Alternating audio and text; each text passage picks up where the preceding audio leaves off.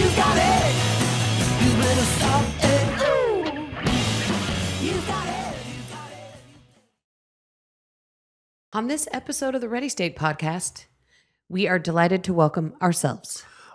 J-Star, Lisa, it is 150. We've made episode 150. And so what we thought we would do is a little roundup talking about our experience getting to 150. We have some questions for each other. Clearly We've made it into a game. are snatching a brilliant question out of the mouth of a hippo. Well, that would be normal for me. And I, after having been tested by the Bene Gesserit and proved worthy, am taking my questions out of The pain cave. the pain box. The pain box.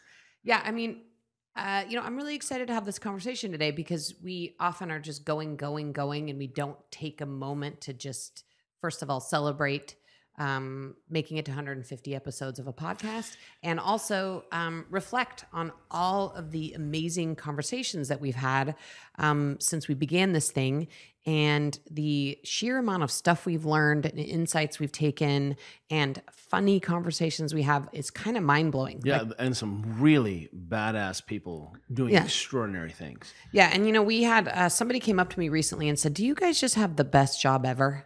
And I had to sort of pause when I thought about that because, of course, like any entrepreneur, we have to do a lot of dumb stuff and stuff that is less fun. Can you name another job where I could talk about hip extension? Well, exactly, as much as you want. And honestly, like another job where part of your job is just to talk to really interesting people about really interesting things. That's pretty fantastic. Yeah, it is. And it's fun to hear, I think, how this podcast, I mean, you and I believe in this idea of hyperlocality, which is that like the functional unit of change is the person in their household, Right. and then their street, and then their neighborhood, and then their community, right? Right. And I think podcasting makes a big, you obviously can have this global impact, and I think we sometimes think in those terms, in terms of like, I want to go out and change the world. But really what's been fun is how many of our neighbors and friends and our children's parents listen to our podcast and give us feedback about how it's influenced their lives. I find that to be very meaningful. Yeah, it's super meaningful. And, we've just been able to have such epic conversations with, people who are at the top of their fields. And I feel like I've learned a ton. And I think we'll get into this when we get to the questions, but I think I've changed my mind about some things based on things I've learned from guests. I've been surprised about some things. And I'm really looking forward to talking about those things today. A couple things. One is the research shows that about 100 episode podcasts, there's about 6% of people make it to that. Yeah, far. and then something like just a little more than 2% of podcasts, 2% of podcasts make it to 200 episodes. So we're right in the middle there. And so, just extrapolating, it's probably about 3 or 4% of all podcasts that make it to 150 episodes. So, hey, congratulations. Let's fist bump. This has been really fun. Fun ride. I do want to give official shout out to Lisa Schwartz, who is our producer and who puts up with all the shenanigans and is so organized and amazing. Yeah, I mean, this podcast may look like it's a 2-person show, but it's actually really a 3-person show. It's a 3-person show. Sorry, Lisa. And, Lisa has been literally sitting here and, just a little bit of a history of this podcast. We actually started it all the way back in 2018. And the reason we started it is that we felt like because of the work we did, we had access to people that were doing interesting work in our field. And people were asking us sometimes, like, how do you know what you know? And it's like, well, I'm in a community of thinkers and like coaches who are working on these problems, and we share our data and our interests. Yeah, and we, for people who know us, our house is like a space station, and we don't really have a clear line between our work and our home life. No. And so we started having people over for dinner and sitting in our sauna, and then our friends and neighbors and larger community said, "Man, I wish I could come over to your house and enjoy the conversations you guys have at your dinner table or by the fire or in the sauna." Everyone wants to assault bike in the sauna. Yeah. So that was really what birthed this podcast, is we thought we are lucky enough to have access to really interesting people. And we know that at the very minimum, some of our friends would love to hear our conversations with them. So we just took a swing for it in 2018. And our first episode was actually January 15th, 2018. Amazing. Do you remember who our first guest was, Lux? Oh, it was Richard Lee, Dr. Dr. Lee. Richard Lee from Stanford. And, you know, he actually was the person who really introduced us to the idea of comprehensive blood work Yeah. and genetic testing, and how, you know, as lay people, we can use that information to the improve our health. It feels like 100 years ago. Yeah, and I mean now there are so many companies where you can get comprehensive, you know, like Inside Tracker and, you know, a bunch of other places where you can pretty easily get this comprehensive blood work. But even in 2018, it wasn't that common. No. You know, people were getting sort of the 5 standard things as part of their physical. So yeah, Dr. Richard Lee, first episode. I also want to give a shout out to Zach Schwartz, Zach Rogue, who performed the music. He was generous enough. This is Lisa's husband, who is a legit rock star, part of the Rogue Wave band duo of Pat and Zach, and he has donated his music to our bumper. So you got it. That's all, Zach. Thanks, Zach.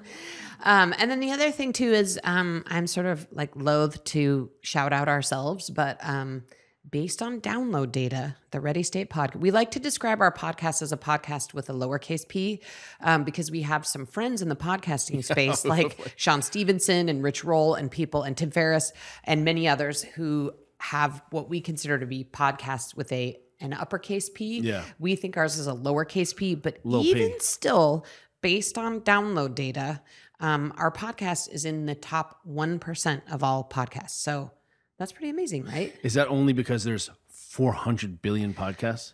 I think there's 400 billion podcasts, and most podcasts only make like 10 episodes, and then people it's such die a good off. idea. I Yeah. don't think people realize it's just another big shiny ditch. Yeah. Yeah. And if we've learned Oh, one, you want a podcast? Oh, congratulations.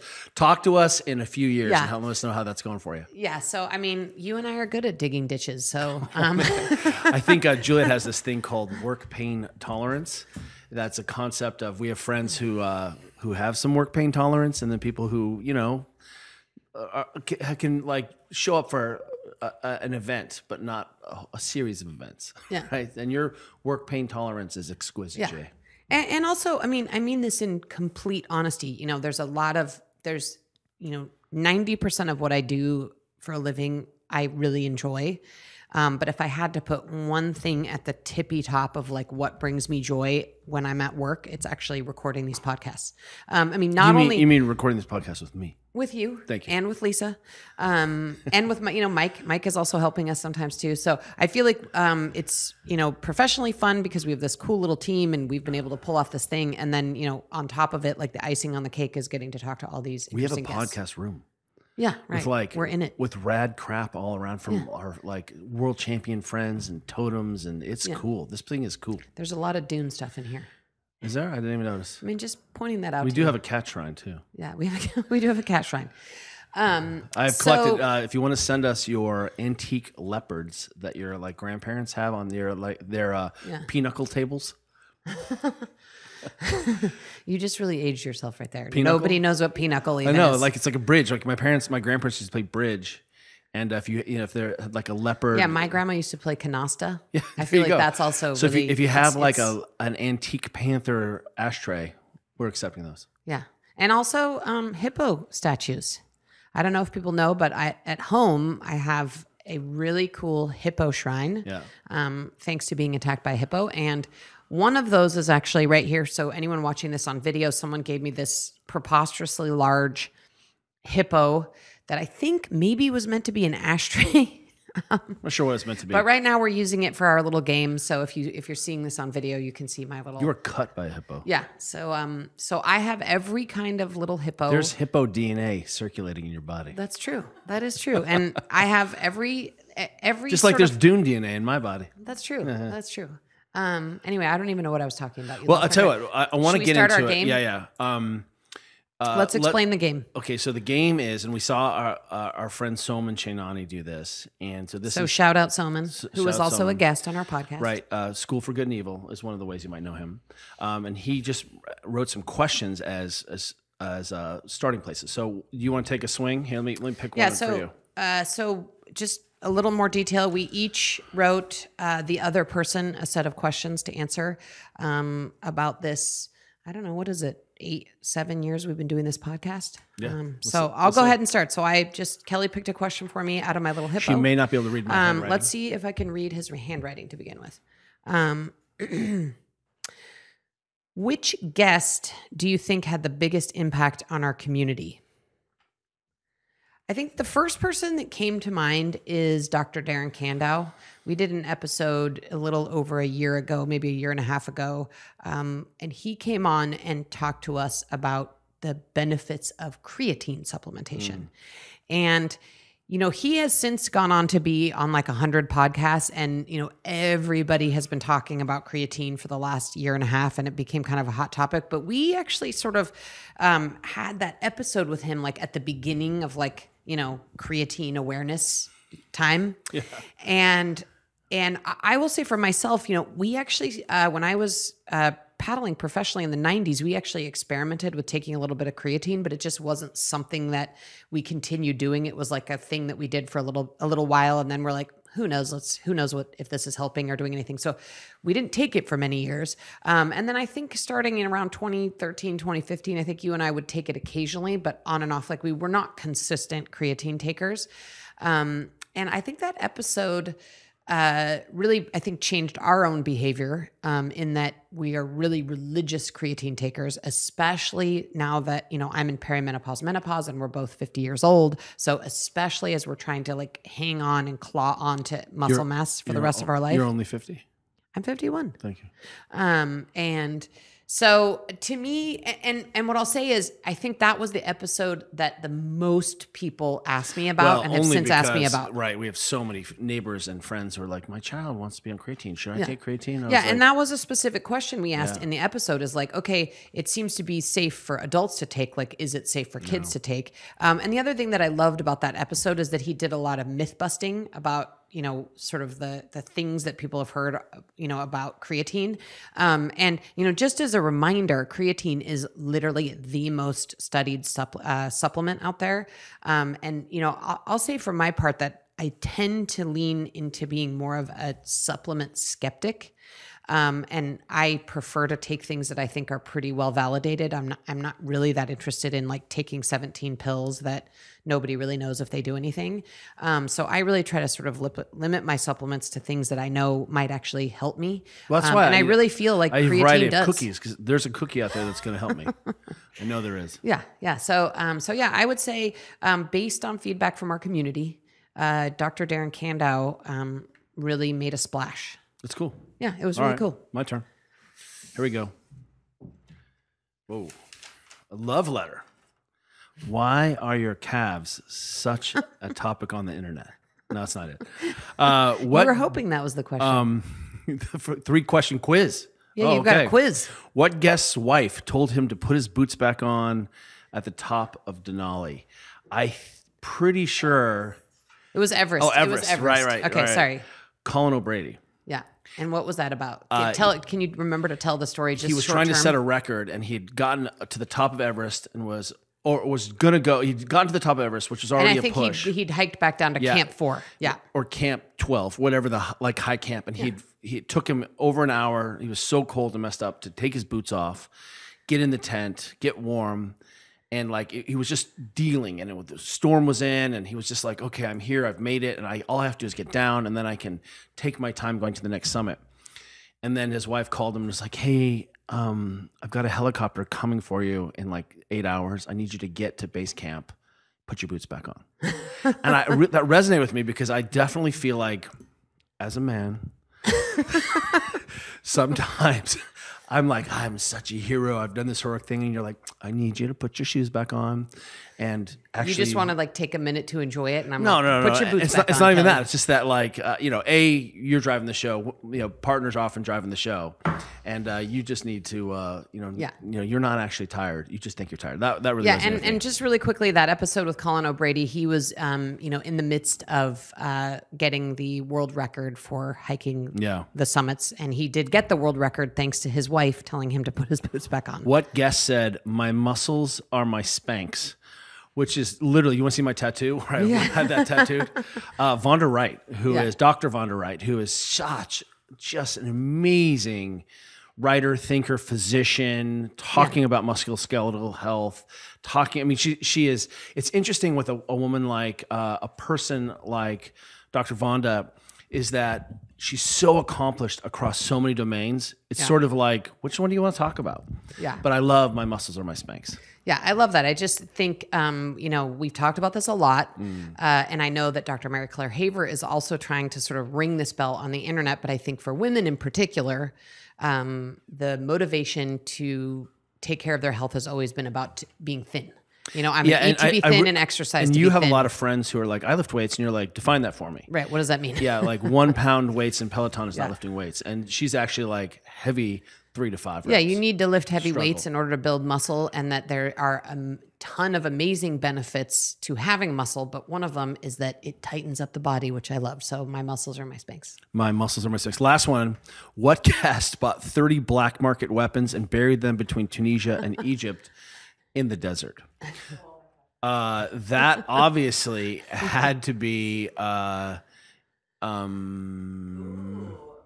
Starts with a D. I know. Dean Stott. Yes, Dean I was Stott. looking. I was going to try to be clever with someone who's obviously not that. Yeah. Like that was Mary Claire Haver. That's how we currently are addressing the disparity in women's health and menopause. We've had to like bury weapons in the desert. Yeah. It's so fun when your friends are like, "Hey, you should have this person on." They are great storytellers, and Dean was specializing in helping embassies get out of sketchy places, like American embassy workers or Canadian embassy workers get out of places where things had gotten unstable. And I don't even know how that would be. Like I have stashed cookies throughout the house, right?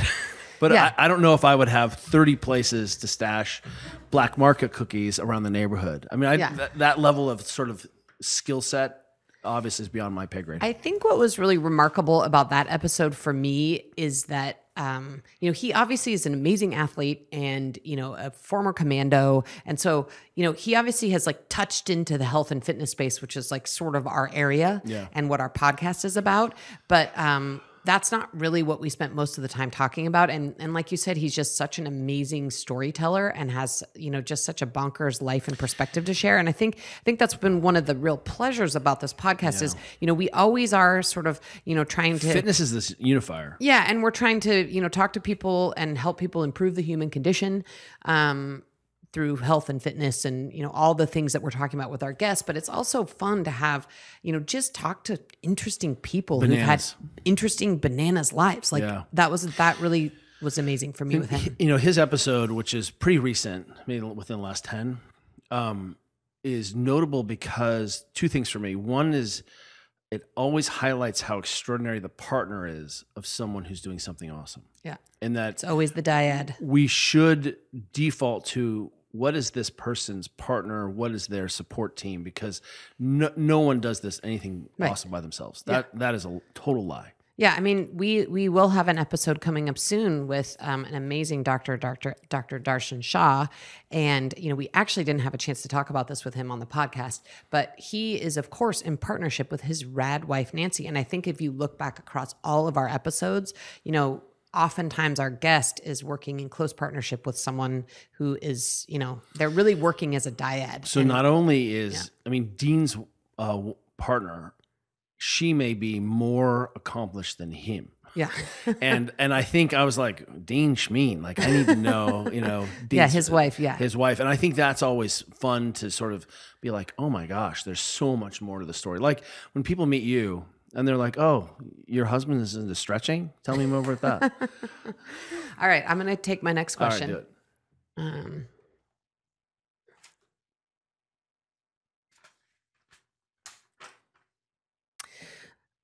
it. Okay. What guest/concept changed the way you think or live? Can I do two on this one? Sure. Okay.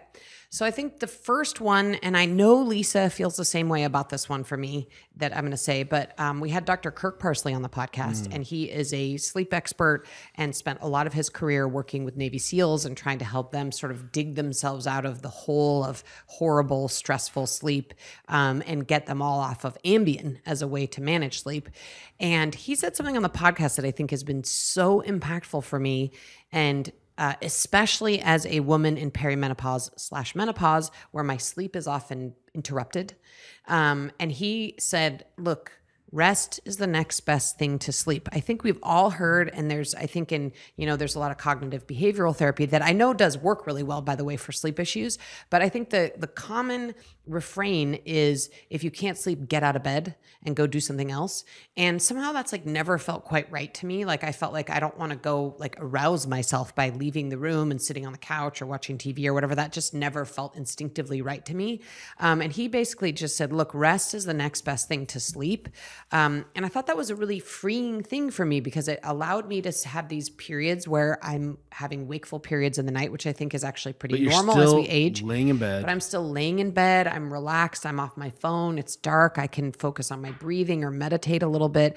So I think And not stress. And not stress. And not stress about the fact that I'm, because I think that's, I talked to another sleep expert, and she said, sleep disorders aren't usually about lack of sleep. They're about the anxiety and panic about lack of sleep. Like that's where the disorder is. I only have 3 hours left. Yeah, I only have just 2 hours that. And left. we've all done that sort of freaking out. And then, so that's number one. And then I'll be quick with my second one, hopefully.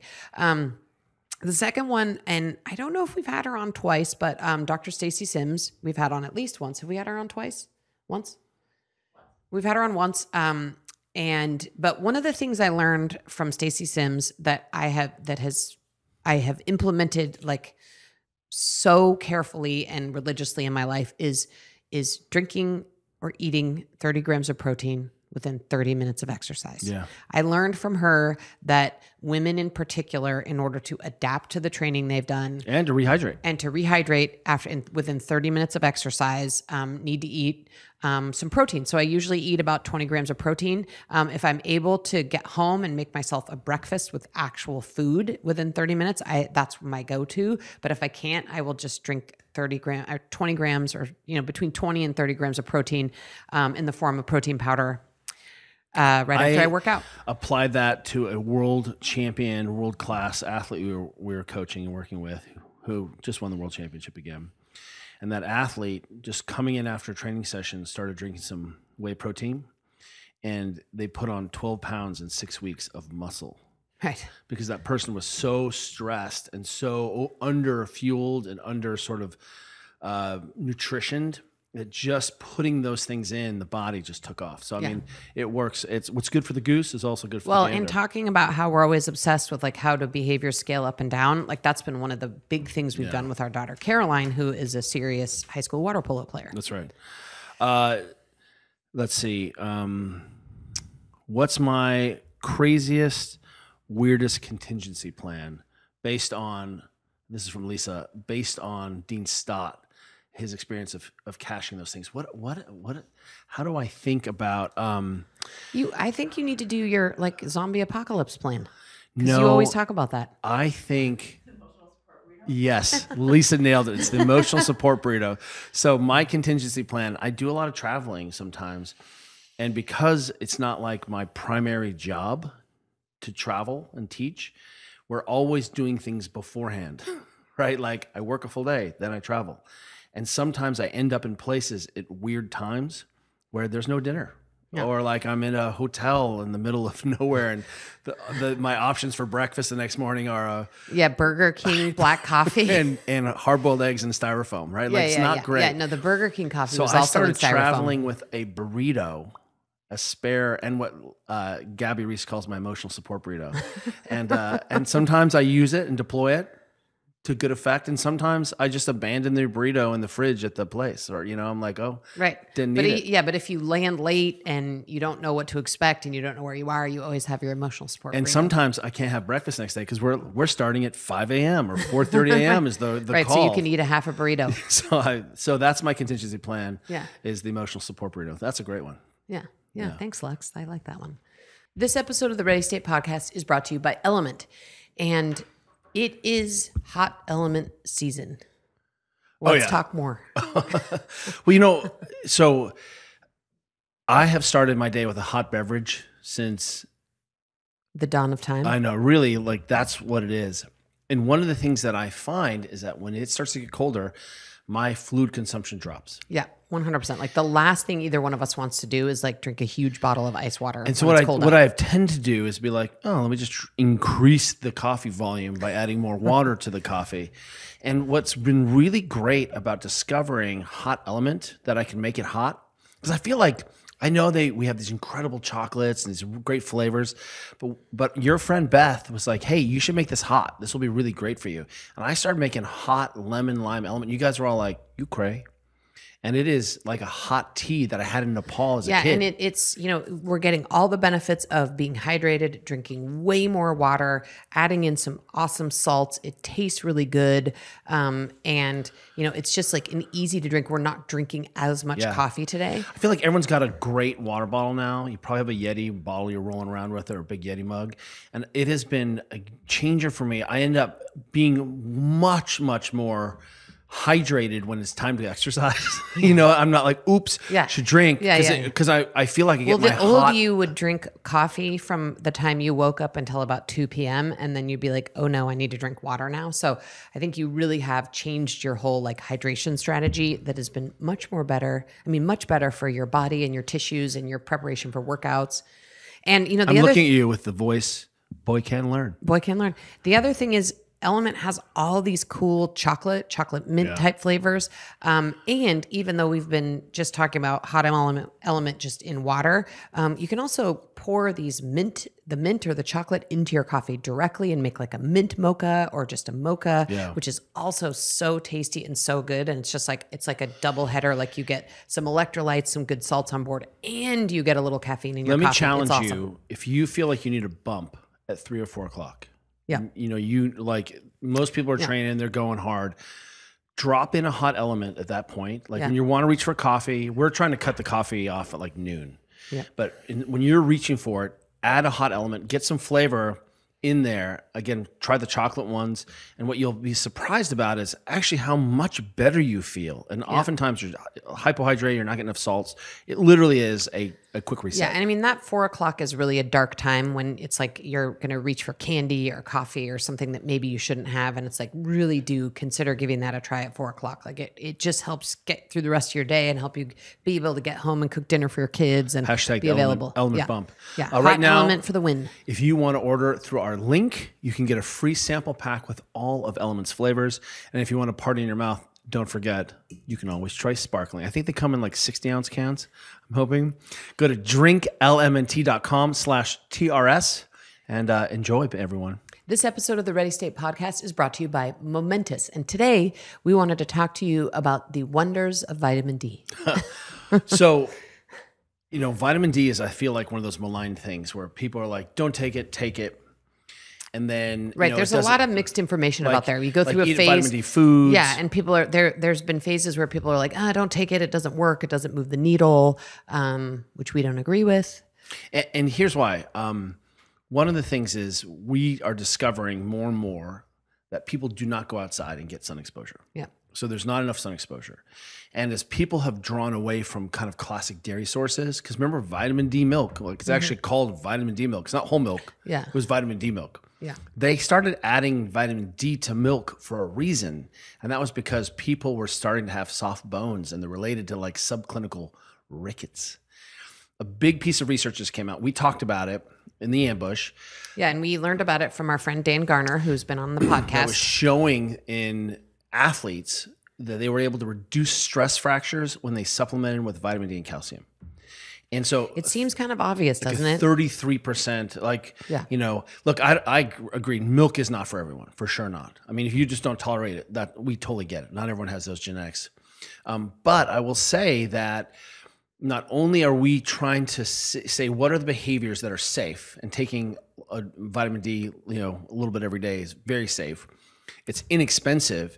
And it can potentially have massive upsides. If the research is demonstrating 33% reduction in stress fractures and like Yeah, runners. that's significant. That's significant. The military supplements with this for a reason. They're also starting to look at concussion risk mitigation through vitamin D, omegas, and creatine as this really right, important like stack. a little stack. So my point is, I have a young kid who's at high risk for concussions as a goalie, and she's also growing. It's real easy to give her 5,000 IUs, which is a minimum dose of. Yeah, it's a little teeny pill. And, like all Momentous products, it is third-party tested.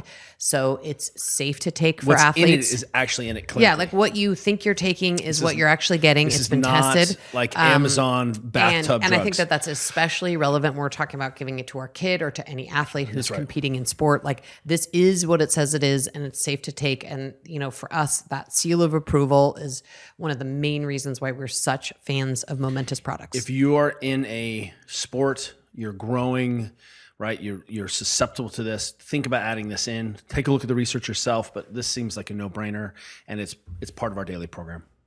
If you want to go to livemomentous.com/TRS, you can use code TRS for 20% off your first purchase.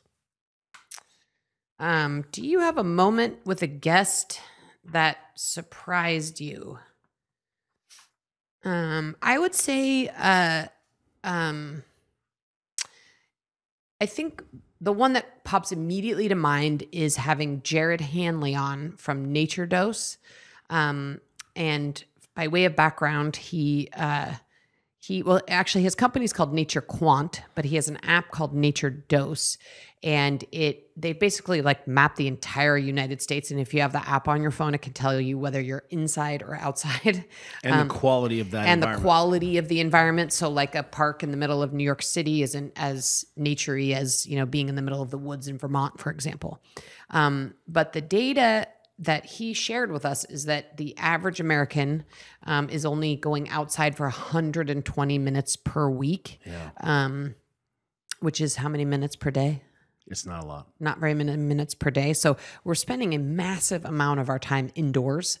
And I think maybe I instinctively knew that, right? You can sort of see that that's how our lives are set up Yeah, now. you go in from our your house to your car. right. I mean, I to your see that, work, but somehow to Costco, hearing that piece of data, to luxury lounges. and also that I think that, he said that data is true for kids as well. And I think that really surprised me because I think we always think, oh, okay, well, forget about us. Like we just go from our house to our car to our office to our car to our house.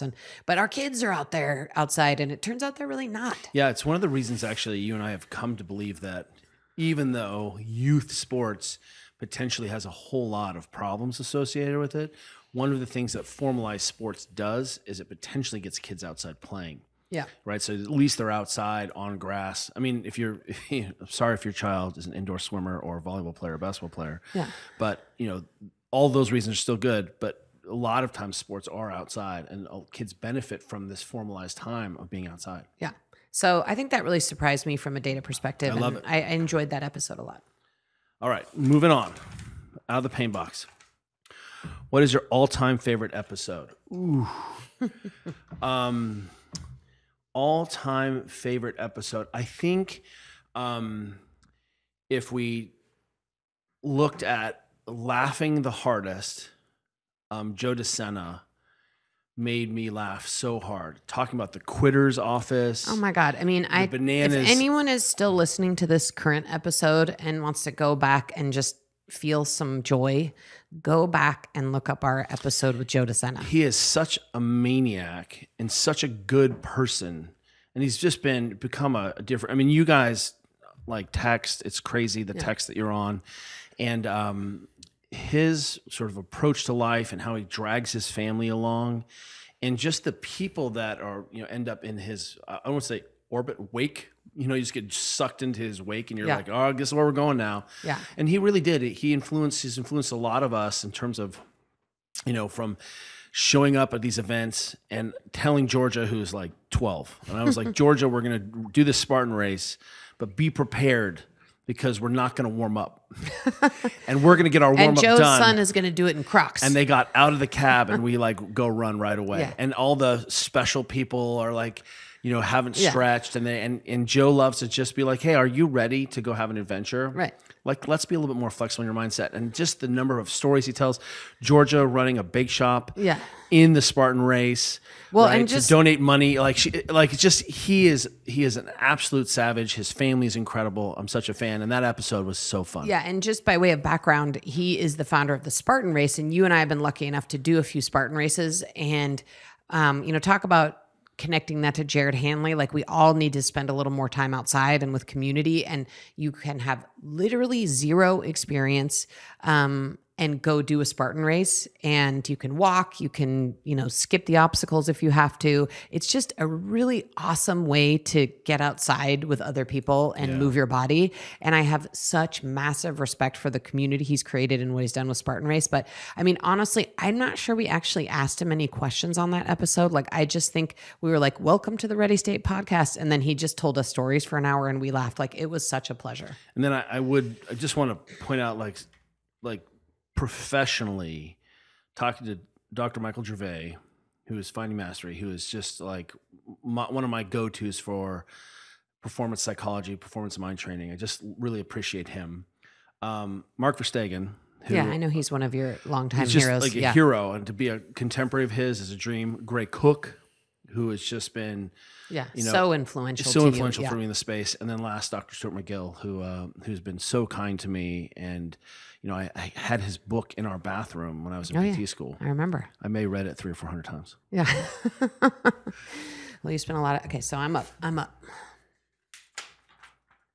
Oh, this is a long one. When we met in Chile, and then when you went to law school, did you ever think you would talk so much about hip extension? I'm going to answer that with an unequivocal no, I did not think I would. And it's an ongoing joke, either when we are guests on podcasts or on our own podcasts, how much you are obsessed with not just hip extension, but people's lack of hip extension. And anytime you can Hashtag knees behind butt guy. yeah, anytime you can cue yourself up or get queued up to talk about hip extension, like your posture in the chair literally changes and your tone of voice changes and you sound so excited to Is that like music? school people. Yeah, like there's opera music in your own mind as you're talking about hip extension. The reason I mentioned, though, is you are a really potent clinician in terms of, maybe you don't have all the pathomechanics, or maybe you don't know the anatomy, but you can identify when someone's moving a certain way, the patterns that go along potentially with missing hip extension from pain or loss of performance. And you're pretty good at knowing what to do to give people that dose. So just kudos to you, Jay, for being a junior physical therapist. Well, and I would also like to give Junior kudos to performance you therapist. for creating in partnership with those guys over at AbMat, right? The split squat pad. Oh, split squat pad. Which is one way that you're trying to take your love and joy of hip extension to the masses, right? When everyone has hip extension, everyone will be free. It's Their true. pelvis will It's be true. free. So- I love it. Okay. Good job. Looks like I'm running out of questions. There's another one. All right, here we go. I seem to have like way more than you somehow. I have like 9 in here. Well, I'm an achiever. What have you changed your mind about based on things you've learned on the podcast? That's a good question. I think,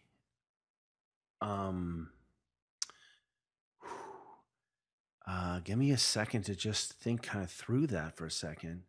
One thing that I feel like has been underappreciated in my education is the musculoskeletal effects of menopause and perimenopause.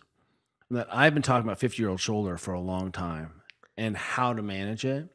Right, but there wasn't like this. You weren't like, okay, 50. We would say 50-year-old shoulder and joke about it, but it wasn't like, oh, Yeah, this is, and there would be times where I would say, this doesn't smell like an overuse problem. This is a physiologic problem. right. But now feeling like I can go out and say to women, hey, I don't think you've just done too many pull-ups here. I think there's something else going on. And there likely is a solution for this to improve these musculoskeletal problems. And I think about Mags a lot with, Oh my God, she got de Quervain's or a frozen shoulder, Yeah. right? And being able to now say, hey, there's nothing that you're doing wrong. right. Like you're training and eating and sleep and detail. And I feel like if I could go back in time, I would double click, circle, highlight that physiology for all young students to be able to come in and look at the paper that we talked about with Dr. Vonda Wright, Yeah. the musculoskeletal symptoms of menopause, Yeah. right? The syndrome of musculoskeletal sequela, the constellation of things that go Yeah. from, hey, I don't feel like myself to my power has changed to something is going on, Right. and immediately defaulting to, hey, it's not that you're not doing enough knees over toes or, exercise, but Right. there's something else going on. I feel like we've missed the boat there. And a lot of people have talked about sort of the health lifestyle components to that, right? That it really does degrade Right. people's lives and their health potentially over the long haul. But for me, the musculoskeletal piece, I feel like I wish that we'd had that as part of my Yeah, PT and I education. mean, what I think is cool though is I have to think we have quite a few physical therapists who listen to our podcast, and I just am super curious to know if that's also changed their work with their own patients. I mean, I've actually witnessed you sort of change the kinds of questions you've asked to female patients you've worked with because of this information you now have. It's like, it just is part of, one of the things you're so good at is just being really curious about what's going on with people. And I think maybe that was like a bit of a black hole before, and now you're able to sort of have language and curiosity around that in a way that I think can really help people. So that's cool. That's Good awesome. question. Yeah, thanks. All right, I'm gonna go in here. I like this. What was Kelly? What was your grade for me? What was my greatest, Kelly? I'm gonna need you to put your boots back on moment with Kelly. Geez, we just had one, and that's why it comes to mind. So. We were at a dinner recently. Again, I mentioned before Dr. Darshan Shah. He owns a company called Next Health, and we were at his house for dinner with some other people, including some other podcasters. And Darshan loves to do these things called Jeffersonian dinners. And it's like a more curated dinner experience where you sit down and there's a couple of questions that people answer, and you go around the table one by one and everybody answers the posed question. And what's kind of cool about it is that, every person gets a chance to take the floor. And it's not. It like, doesn't feel forced and weird. But it gives people. You end up being very vulnerable. Yeah, and you really learn a lot about people, and I think it gives. I think oftentimes dinner table conversations can be like taken over by the most like gregarious amongst us, and other people don't get as much airtime, and it really gives everybody at the table airtime. And What was the question? The first question we answered. Just give people an example. I actually don't remember. Do you remember what it was? It was about what moment for you was a turning point. Yeah, like or a sliding door a moment. sliding door moment. Can you talk about a sliding door moment? And in that your was, life? I mean, I felt like by everybody at the table answering what a sliding door moment in their life was, we learned we saw into people's souls. Yeah. It was very cool. And then there was another question, and I think it was a little bit more high level, like, what are you looking forward to? And you said what you were looking forward to is that the next 2 months that we were going to be not traveling and spending a lot of time in our sauna, and that we were going to like have exercise and have this really like chill. I was going to coach at Cal a little bit. You're going to coach, and you were just going to like kind of cold chill for the next 2 months. And then when it was my turn, I was like, I do not know what you're talking about, Kelly. Like, we're working on another book. Our proposal is due in 2 weeks, and we're launching a gigantic new program in January. So I felt like that was a little bit of like a put your boots back on moment, because you went off into la la land for a little while about I was in the tent. November. I just gotten snugly. Yeah, I was like, you went into la la land That's about what our November and December were like, so I had to have you put your boots back on. Okay, I like that. I can take that. All right, here we go. What are 3 ways you've changed your behavior based on things you've learned from the podcast? I'm talking like really, what I meant by that was like really tactical stuff. Like, what are you doing differently? Or even if not differently, like, what are you doubling down on doing? What's fun is, number one, I'm going to give a shout out to our friend Isi Sinkowski of at Optimize Me Nutrition. Her 800 grams, because I tend to eat food every day. I think of EC more than any other coach in my life because I'm like, wow, now I do things like buy bananas at the airport. Yeah. Right? You know what I mean? Where I'm like, I got to get some grams in where I'm, and I think what's interesting about this for me is I've always talked about micronutrients and fiber with our athletes just as part of their health. But now I'm like, you need to get, if you want this tissue to heal or you want this tissue to withstand what you're going to throw at it, you have to have the micronutrients on board and fiber on board for your gut to work, everything. If you want to, put out. And for me, I'm like, then you need 800 grams of fruits and vegetables. Yeah. And I think that is probably the most single strongest intervention there. The other thing that I would just add to that is that I feel like we know that it is impactful because everybody at our office also does this. And one of the things that I think is funny is that we all show up for our work days with little Tupperwares of random fruits and vegetables. And then get a little particular when we, find you eating Lisa's peppers she's chopped up for lunch or whatever. We all get a little protective about our 800 grams. But I mean, I just think it's one of those things I have to just to use your words, double click on that.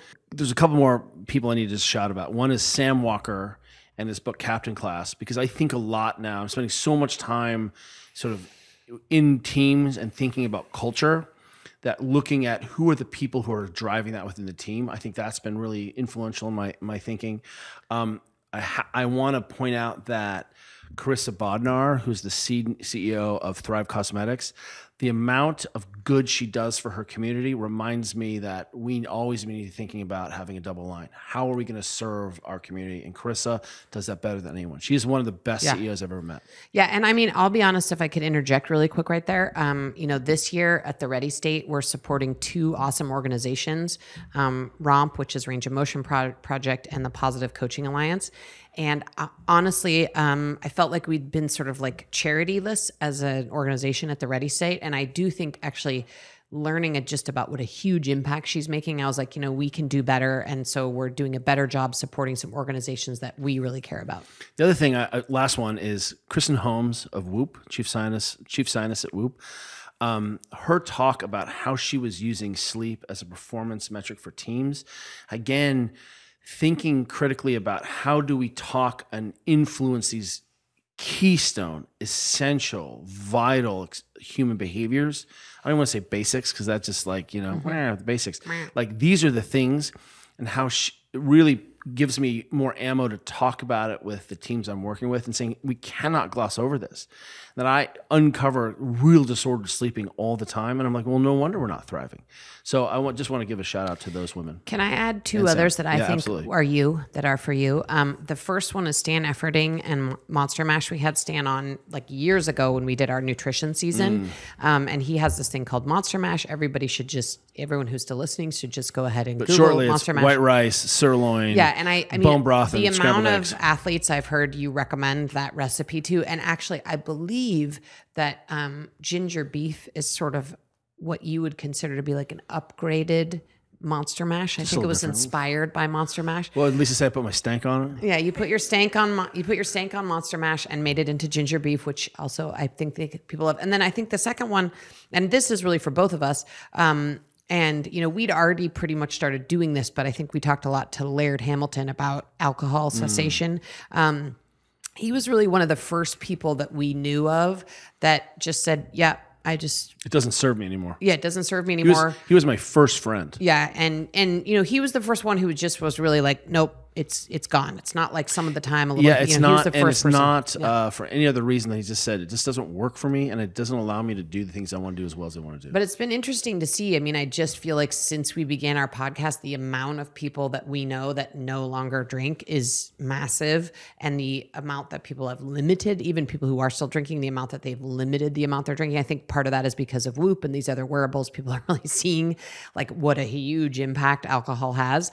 But it's been really interesting to see just since this podcast began. I think, with our own friend group and community at large, the amount of drinking has really decreased. Yeah.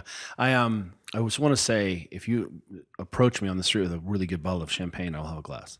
Just want you to know. I'm not going to turn that. I'm not going to turn that Yeah, chocolate, over-hospitalized. that bespoke chocolate cake down. Right, I'm just not going to drink a bottle of champagne every day. Okay, this is a good one. Why at conferences do you get introed as a podcaster and I get introed as a CrossFit trainer? Okay, so I mean, I think maybe we both have had a lot of I think We were at the YPO summit. Like there are the who's who of people speaking there, and my bio flashes up on the screen and it says Kelly Starrett, like not even Dr. Kelly Starrett, just CrossFit trainer. Well, I don't know because I think I can beat you with that one because Lisa knows what I'm going to say now. But there was some article written about me. This was years ago, but it said Juliet Starrett, lawyer turned personal trainer. Yeah. And no shade on personal trainers or coaches because I love them and I'm, but You've actually never been a personal trainer. but I've never been a personal trainer, and that certainly is like not at all how I would describe myself or what my day is like. So yeah, no, Lisa Schwartz, birthing vessel. I was running right, two right. companies and I was doing a lot of stuff that was not personal training. So yeah, I think we need to figure out how to make sure people introduce us correctly. Excellent. I think I'm out. You keep going. Okay. These are great. All right. Well, you can answer these two. You're like these questions I wrote are They're great. great. They're really great. Okay. Tell me about how great these questions are. Given the scope of what we've covered, what do you want to know more about? I think that there are a lot of people taking some really interesting sort of like moonshots when it comes to health. And, we just had this super interesting conversation. I've mentioned him multiple times now because he's just on my mind, Dr. Darshan Shah, and the work he's doing with Next Health. And what he's trying to do there is sort of create a parallel system. He's a physician who came from traditional medicine and sort of realized that that's disease care and what we need is healthcare. And so And not even negative. Like negative. just No, he says, he's like, pathology, catastrophe care. yeah, he's like, look, if I have cancer, I'm not going to, an acupuncturist. He's like, if I have cancer, I'm going to a doctor, period, end, right? He's not talking about like, I'm not going to go see a longevity specialist. No, but he said that he's really trying to create this like parallel model to our disease care system that's actual healthcare. And so I think there's, Dr. Andy Galpin, Dan Garner, there are a lot of people I think who are really taking a crack at like how they can, improve the human condition through blood work and technology and alternative healthcare practices and so much interesting stuff in that realm. And so I'd love to, continue to double down on interviewing as many like scientists and people who are doing interesting work in that way. But I also want to make sure that we always, keep to our roots, because I think one of the things we've done is always have athletes, like we've had athletes and coaches, like that's where we come from in our background. So making sure that we continue to have lots of athletes and coaches who are just, doing cool things with their bodies. That's important to me. I like what that. about you? I would say that, the further I get in my career, the more I'm interested in this interaction between people and setting up systems where people interact and create better connections and better have vulnerability and trust. An example is Sean Stevenson, who is such a mensch. He and his amazing wife, Ann, created this incredible book around food culture and having a dinner culture, cooking culture, food culture in your house, and really making that special and thinking critically about it and sort of curating that experience. And his book, I think, is a great resource for people to look at this.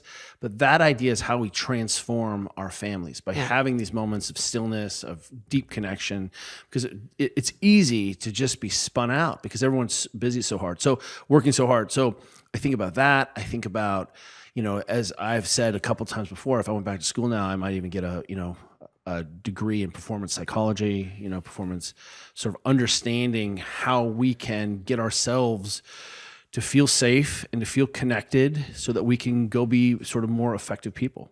I'm really continue to be really interested in that. Yeah. And I feel like there's a lot of cool people doing cool work and athletes that are blowing our minds and storytellers who are, waiting to be interviewed. So I'm excited. This is to me, when are you going to write a book about being such a savage human being? Maybe someday. That's not good enough. Maybe someday. Maybe someday I will write a book about that. Who wants Juliet to have her own podcast? I don't want to have my own podcast, but I may write my own book one day. I think it's great. I That think may be you true. you are such an exceptional human being, baby. Thanks, baby. Yeah. I feel the same about you. Oh, you don't have to say that because I said it. Okay, this is last. Oh my God. Okay, this is the perfect way to end this.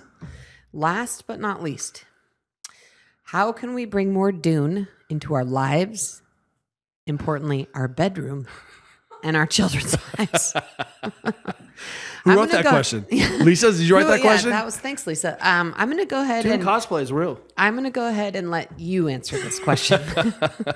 Let's hear it. How can we bring more Dune into our lives? Well, first, it turns out there's a Dune TV show that's about to and start. another Dune movie coming out. So- you know, she's a very old friend of mine. I've known her for a million years, Catherine Cafaro, and I worked with her at the Stone Clinic like 1,000 years ago. She was just like fresh out of college, and recently she said, "Hey, I'm reading these books. I think you might like them." It's Dune. And Kelly's feelings were hurt because he was like, "Wait, I thought we were friends." I thought we were friends, and obviously you don't know me. And I was like, I've read that trilogy 3 times, Catherine, and like, have you seen my Dune tattoo? So I'm just going to tell everyone listening to this that there's, first of all, we do have a Dune figurine shrine in our kitchen. So I'll just start by saying that. I'm not sure how we can further incorporate it into our lives. And then the second thing I'll say is if you really want to hurt Kelly's feelings, you can say, "Oh, Dune, I saw that movie." Like when Kelly talks about his love of Dune, while he did enjoy the movies, he's talking about the actual book. So don't make that mistake. It's yeah. Yeah. Dave. Dave is like, "Hey, I watched this like 1980s B movie." I'm like, "But you still won't watch Dune?" And he's like, "Oh, Dune, can't even spell it." What is a starter car? So anyway, I think that's it. Don't cross Kelly and his love of Dune, people. There are some things, people coming up. Again, we have some friends doing some rad stuff.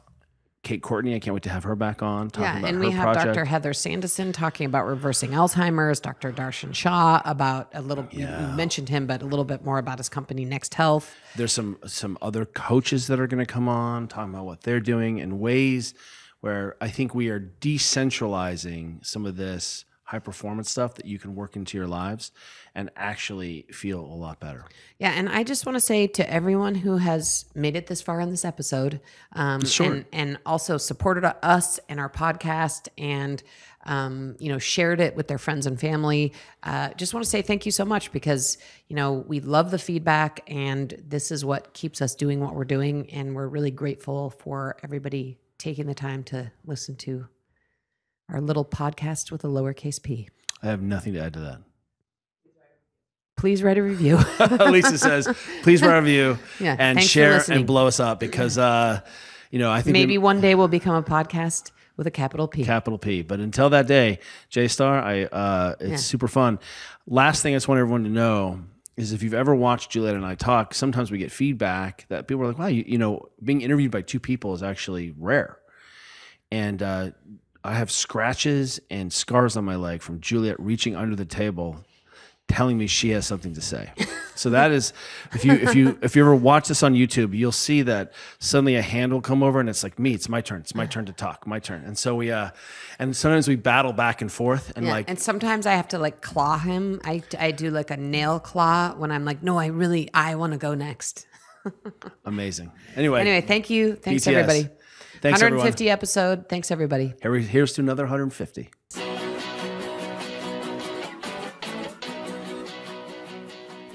Thank you for listening to the Ready State Podcast. If you like what you're hearing, check out all our episodes here or at thereadystate.com. And be sure to subscribe and leave a review on iTunes to help others find our show. Check us out and follow us on Facebook, Instagram, and Twitter at The Ready State. Until next time, cheers, everyone. You got it.